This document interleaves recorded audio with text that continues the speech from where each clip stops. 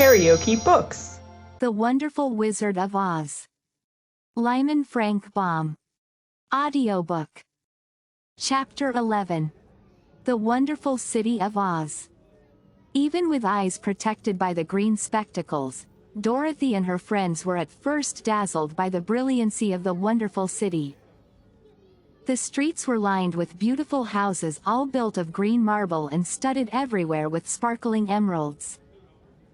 They walked over a pavement of the same green marble, and where the blocks were joined together were rows of emeralds, set closely, and glittering in the brightness of the sun.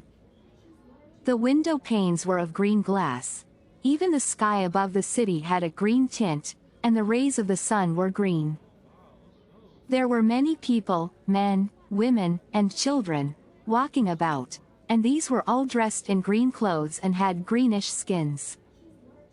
They looked at Dorothy and her strangely assorted company with wondering eyes, and the children all ran away and hid behind their mothers when they saw the lion, but no one spoke to them. Many shops stood in the street, and Dorothy saw that everything in them was green. Green candy and green popcorn were offered for sale, as well as green shoes, green hats, and green clothes of all sorts. At one place a man was selling green lemonade, and when the children bought it, Dorothy could see that they paid for it with green pennies. There seemed to be no horses nor animals of any kind. The men carried things around in little green carts, which they pushed before them. Everyone seemed happy and contented and prosperous.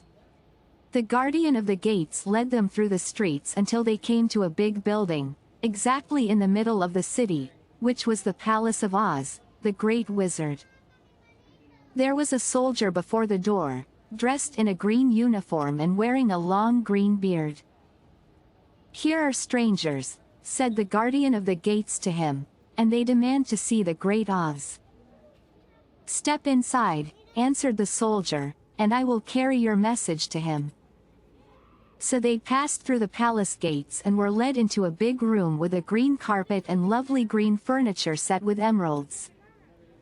The soldier made them all wipe their feet upon a green mat before entering this room, and when they were seated he said politely, "Please make yourselves comfortable while I go to the door of the throne room and tell Oz you are here." They had to wait a long time before the soldier returned. When, at last, he came back, Dorothy asked, "Have you seen Oz?" "Oh, no," returned the soldier, "I have never seen him. But I spoke to him as he sat behind his screen and gave him your message. He said he will grant you an audience, if you so desire, but each one of you must enter his presence alone, and he will admit but one each day. Therefore, as you must remain in the palace for several days, I will have you shown to rooms where you may rest in comfort after your journey." "Thank you," replied the girl, "that is very kind of Oz." The soldier now blew upon a green whistle, and at once a young girl, dressed in a pretty green silk gown, entered the room. She had lovely green hair and green eyes, and she bowed low before Dorothy as she said, "Follow me and I will show you your room." So Dorothy said goodbye to all her friends except Toto, and taking the dog in her arms followed the green girl through 7 passages and up 3 flights of stairs until they came to a room at the front of the palace. It was the sweetest little room in the world, with a soft comfortable bed that had sheets of green silk and a green velvet counterpane. There was a tiny fountain in the middle of the room, that shot a spray of green perfume into the air, to fall back into a beautifully carved green marble basin. Beautiful green flowers stood in the windows, and there was a shelf with a row of little green books. When Dorothy had time to open these books she found them full of queer green pictures that made her laugh, they were so funny. In a wardrobe were many green dresses, made of silk and satin and velvet, and all of them fitted Dorothy exactly. "Make yourself perfectly at home," said the green girl, "and if you wish for anything ring the bell. Oz will send for you tomorrow morning." She left Dorothy alone and went back to the others. These she also led to rooms, and each one of them found himself lodged in a very pleasant part of the palace. Of course this politeness was wasted on the Scarecrow, for when he found himself alone in his room he stood stupidly in one spot, just within the doorway, to wait till morning. It would not rest him to lie down, and he could not close his eyes, so he remained all night staring at a little spider which was weaving its web in a corner of the room, just as if it were not one of the most wonderful rooms in the world. The Tin Woodman lay down on his bed from force of habit, for he remembered when he was made of flesh. But not being able to sleep, he passed the night moving his joints up and down to make sure they kept in good working order. The lion would have preferred a bed of dried leaves in the forest, and did not like being shut up in a room, but he had too much sense to let this worry him, so he sprang upon the bed and rolled himself up like a cat and purred himself asleep in a minute. The next morning, after breakfast, the Green Maiden came to fetch Dorothy, and she dressed her in one of the prettiest gowns, made of green brocaded satin. Dorothy put on a green silk apron and tied a green ribbon around Toto's neck, and they started for the throne room of the Great Oz. First they came to a great hall in which were many ladies and gentlemen of the court, all dressed in rich costumes. These people had nothing to do but talk to each other, but they always came to wait outside the throne room every morning, although they were never permitted to see Oz. As Dorothy entered they looked at her curiously, and one of them whispered, "Are you really going to look upon the face of Oz the Terrible?" "Of course," answered the girl, "if he will see me." "Oh, he will see you," said the soldier who had taken her message to the wizard, although he does not like to have people ask to see him. Indeed, at first he was angry and said I should send you back where you came from. Then he asked me what you looked like, and when I mentioned your silver shoes he was very much interested. At last I told him about the mark upon your forehead, and he decided he would admit you to his presence. Just then a bell rang, and the green girl said to Dorothy, "That is the signal. You must go into the throne room alone." She opened a little door and Dorothy walked boldly through and found herself in a wonderful place. It was a big, round room with a high arched roof, and the walls and ceiling and floor were covered with large emeralds set closely together. In the center of the roof was a great light, as bright as the sun, which made the emeralds sparkle in a wonderful manner.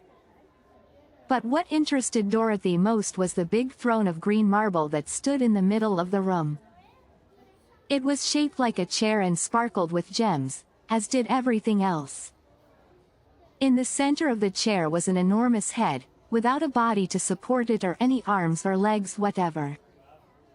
There was no hair upon this head, but it had eyes and a nose and mouth, and was much bigger than the head of the biggest giant. As Dorothy gazed upon this in wonder and fear, the eyes turned slowly and looked at her sharply and steadily. Then the mouth moved, and Dorothy heard a voice say, "I am Oz, the Great and Terrible. Who are you, and why do you seek me?" It was not such an awful voice as she had expected to come from the big head, so she took courage and answered, "I am Dorothy, the small and meek. I have come to you for help." The eyes looked at her thoughtfully for a full minute. Then said the voice, "Where did you get the silver shoes?" "I got them from the Wicked Witch of the East, when my house fell on her and killed her," she replied. "Where did you get the mark upon your forehead?" continued the voice. "That is where the Good Witch of the North kissed me when she bade me goodbye and sent me to you," said the girl. Again the eyes looked at her sharply, and they saw she was telling the truth. Then Oz asked, "What do you wish me to do?" "Send me back to Kansas, where my Aunt Em and Uncle Henry are," she answered earnestly. "I don't like your country, although it is so beautiful. And I am sure Aunt Em will be dreadfully worried over my being away so long." The eyes winked 3 times, and then they turned up to the ceiling and down to the floor and rolled around so queerly that they seemed to see every part of the room. And at last they looked at Dorothy again. "Why should I do this for you?" asked Oz. "Because you are strong and I am weak, because you are a great wizard and I am only a little girl." "But you were strong enough to kill the Wicked Witch of the East," said Oz. "That just happened," returned Dorothy simply. "I could not help it." "Well," said the head, "I will give you my answer. You have no right to expect me to send you back to Kansas unless you do something for me in return. In this country everyone must pay for everything he gets. If you wish me to use my magic power to send you home again, you must do something for me first. Help me and I will help you." "What must I do?" asked the girl. "Kill the Wicked Witch of the West," answered Oz. "But I cannot," exclaimed Dorothy, greatly surprised. "You killed the Witch of the East and you wear the silver shoes, which bear a powerful charm. There is now but one Wicked Witch left in all this land, and when you can tell me she is dead I will send you back to Kansas, but not before." The little girl began to weep. She was so much disappointed, and the eyes winked again and looked upon her anxiously, as if the great Oz felt that she could help him if she would. "I never killed anything, willingly," she sobbed. "Even if I wanted to, how could I kill the Wicked Witch? If you, who are great and terrible, cannot kill her yourself, how do you expect me to do it?" "I do not know," said the head, "but that is my answer, and until the Wicked Witch dies you will not see your uncle and aunt again. Remember that the witch is wicked, tremendously wicked, and ought to be killed. Now go, and do not ask to see me again until you have done your task." Sorrowfully Dorothy left the throne room and went back where the lion and the scarecrow and the Tin Woodman were waiting to hear what Oz had said to her. "There is no hope for me," she said sadly, "for Oz will not send me home until I have killed the Wicked Witch of the West, and that I can never do." Her friends were sorry, but could do nothing to help her, so Dorothy went to her own room and lay down on the bed and cried herself to sleep. The next morning the soldier with the green whiskers came to the scarecrow and said, "Come with me, for Oz has sent for you." So the scarecrow followed him and was admitted into the great throne room, where he saw, sitting in the emerald throne, a most lovely lady. She was dressed in green silk gauze and wore upon her flowing green locks a crown of jewels. Growing from her shoulders were wings, gorgeous in color and so light that they fluttered if the slightest breath of air reached them. When the scarecrow had bowed, as prettily as his straw stuffing would let him, before this beautiful creature, she looked upon him sweetly, and said, "I am Oz, the great and terrible. Who are you, and why do you seek me?" Now the scarecrow, who had expected to see the great head Dorothy had told him of, was much astonished, but he answered her bravely, "I am only a scarecrow, stuffed with straw. Therefore I have no brains, and I come to you praying that you will put brains in my head instead of straw, so that I may become as much a man as any other in your dominions." "Why should I do this for you?" asked the lady. "Because you are wise and powerful, and no one else can help me," answered the scarecrow. "I never grant favors without some return," said Oz, "but this much I will promise. If you will kill for me the Wicked Witch of the West, I will bestow upon you a great many brains, and such good brains that you will be the wisest man in all the land of Oz."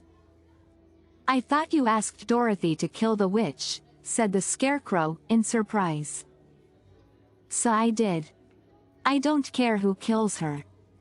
But until she is dead I will not grant your wish. Now go, and do not seek me again until you have earned the brains you so greatly desire." The scarecrow went sorrowfully back to his friends and told them what Oz had said, and Dorothy was surprised to find that the great wizard was not a head, as she had seen him, but a lovely lady. All the same, said the Scarecrow, she needs a heart as much as the Tin Woodman. On the next morning the soldier with the green whiskers came to the Tin Woodman and said, Oz has sent for you. Follow me. So the Tin Woodman followed him and came to the great throne room. He did not know whether he would find Oz a lovely lady or a head, but he hoped it would be the lovely lady. For, he said to himself, if it is the head, I am sure I shall not be given a heart, since a head has no heart of its own and therefore cannot feel for me. But if it is the lovely lady I shall beg hard for a heart, for all ladies are themselves said to be kindly-hearted. But when the woodman entered the great throne room he saw neither the head nor the lady, for Oz had taken the shape of a most terrible beast. It was nearly as big as an elephant, and the green throne seemed hardly strong enough to hold its weight. The beast had a head like that of a rhinoceros, only there were 5 eyes in its face. There were 5 long arms growing out of its body, and it also had 5 long, slim legs. Thick, woolly hair covered every part of it, and a more dreadful-looking monster could not be imagined. It was fortunate the Tin Woodman had no heart at that moment, for it would have beat loud and fast from terror. But being only tin, the woodman was not at all afraid, although he was much disappointed. I am Oz, the great and terrible, spoke the beast, in a voice that was one great roar. Who are you, and why do you seek me? I am a woodman, and made of tin. Therefore I have no heart, and cannot love. I pray you to give me a heart that I may be as other men are. Why should I do this? Demanded the beast. Because I ask it, and you alone can grant my request, answered the woodman. Oz gave a low growl at this, but said, gruffly, if you indeed desire a heart, you must earn it. How? Asked the woodman. Help Dorothy to kill the Wicked Witch of the West, replied the beast. When the witch is dead, come to me, and I will then give you the biggest and kindest and most loving heart in all the land of Oz. So the Tin Woodman was forced to return sorrowfully to his friends and tell them of the terrible beast he had seen. They all wondered greatly at the many forms the great wizard could take upon himself, and the lion said, if he is a beast when I go to see him, I shall roar my loudest, and so frighten him that he will grant all I ask. And if he is the lovely lady, I shall pretend to spring upon her, and so compel her to do my bidding. And if he is the great head, he will be at my mercy, for I will roll this head all about the room until he promises to give us what we desire. So be of good cheer, my friends, for all will yet be well. The next morning the soldier with the green whiskers led the lion to the great throne room and bade him enter the presence of Oz. The lion at once passed through the door, and glancing around saw, to his surprise, that before the throne was a ball of fire, so fierce and glowing he could scarcely bear to gaze upon it. His first thought was that Oz had by accident caught on fire and was burning up, but when he tried to go nearer, the heat was so intense that it singed his whiskers, and he crept back tremblingly to a spot nearer the door. Then a low, quiet voice came from the ball of fire, and these were the words it spoke. I am Oz, the great and terrible. Who are you, and why do you seek me? And the lion answered, I am a cowardly lion, afraid of everything. I came to you to beg that you give me courage, so that in reality I may become the king of beasts, as men call me. Why should I give you courage? Demanded Oz. Because of all wizards you are the greatest, and alone have power to grant my request, answered the lion. The ball of fire burned fiercely for a time, and the voice said, bring me proof that the Wicked Witch is dead, and that moment I will give you courage. But as long as the witch lives, you must remain a coward. The lion was angry at this speech, but could say nothing in reply, and while he stood silently gazing at the ball of fire, it became so furiously hot that he turned tail and rushed from the room. He was glad to find his friends waiting for him, and told them of his terrible interview with the wizard. "What shall we do now?" asked Dorothy sadly. "There is only one thing we can do," returned the lion, "and that is to go to the land of the Winkies, seek out the wicked witch, and destroy her." "But suppose we cannot?" said the girl. "Then I shall never have courage," declared the lion. "And I shall never have brains," added the scarecrow. "And I shall never have a heart," spoke the Tin Woodman. "And I shall never see Aunt Em and Uncle Henry," said Dorothy, beginning to cry. "Be careful," cried the green girl. "The tears will fall on your green silk gown and spot it." So Dorothy dried her eyes and said, "I suppose we must try it, but I am sure I do not want to kill anybody, even to see Aunt Em again." "I will go with you, but I'm too much a coward to kill the witch," said the lion. "I will go too," declared the scarecrow, "but I shall not be of much help to you. I am such a fool." "I haven't the heart to harm even a witch," remarked the Tin Woodman, "but if you go I certainly shall go with you." Therefore it was decided to start upon their journey the next morning, and the woodman sharpened his axe on a green grindstone and had all his joints properly oiled. The scarecrow stuffed himself with fresh straw and Dorothy put new paint on his eyes that he might see better.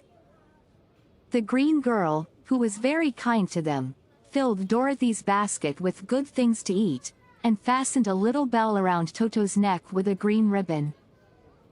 They went to bed quite early and slept soundly until daylight, when they were awakened by the crowing of a green cock that lived in the backyard of the palace, and the cackling of a hen that had laid a green egg.